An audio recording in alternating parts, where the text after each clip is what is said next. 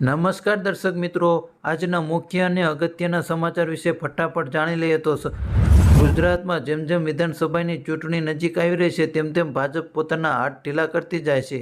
ગુજરાતમાં એક જ દિવસમાં 4 આંદોલનને સમેટ્યા. એસટી અને આરોગ્ય કર્મચારીઓનું, વનરક્ષક અને માજી સૈનિકનું આંદોલનને પણ પૂર્ણ કરી દેવામાં આવ્યા છે. તેમના મોટાભાગની શરતો માની લેવામાં આવી છે. વધુ વાત કરીએ તો રાજકોટ કમિશનરનો આદેશ, રાત્રે 10 વાગ્યા બાદ ગરબા ચાલુ રાખશે તો થશે કાર્યવાહી. પોલીસ કમિશનરે આયોજકોને આપી સ્પષ્ટ સૂચના. તેથી આયોજક અને ખેલૈયાઓ માટે નારાજગીના સમાચાર આવી રહ્યા છે. તેથી ખેલૈયાઓ ખૂબ જ નિરાશ છે. વધુ સમાચાર વિશે વાત કરીએ તો પીએમ નરેન્દ્ર મોદી નવરાત્રી દરમિયાન અમદાવાદ આવશે, ત્યારે જીએમડીસી ખાતે નવરાત્રી મહોત્સવમાં તેઓ હાજરી આપશે. સૂત્ર અનુસાર મા અંબાના ગરબામાં પીએમ નરેન્દ્ર મોદી અંબાની આરતી પણ કરશે.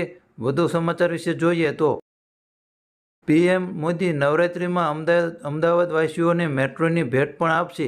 મહત્વનું છે કે 29 સપ્ટેમ્બરથી મોદી ગુજરાતના પ્રવાસે આવવાના છે. તેઓ સુરત, અમદાવાદ અને ભાવનગરની મુલાકાત લેશે અને ભાવનગરમાં 2.5 કિલોમીટર સુધી રોડ શો કાઢવામાં આવશે.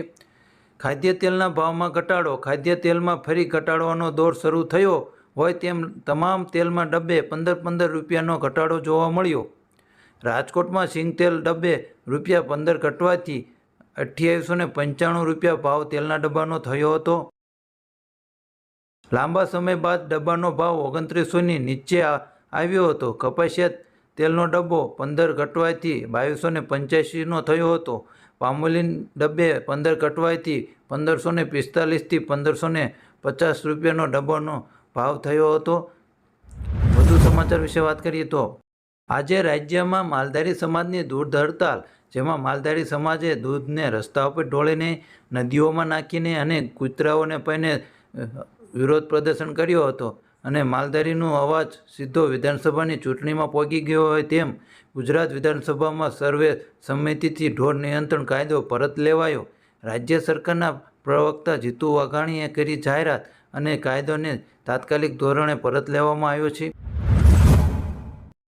લંપી વાયરસથી અત્યાર સુધી ભારતમાં 57,000 જેટલી ગાયોના મોત થયા છે. આમાંથી સૌથી વધુ ગાયોના મોત રાજસ્થાનમાં થયા છે, જે 37,000ની નજીક આંકડો આવી ગયો છે.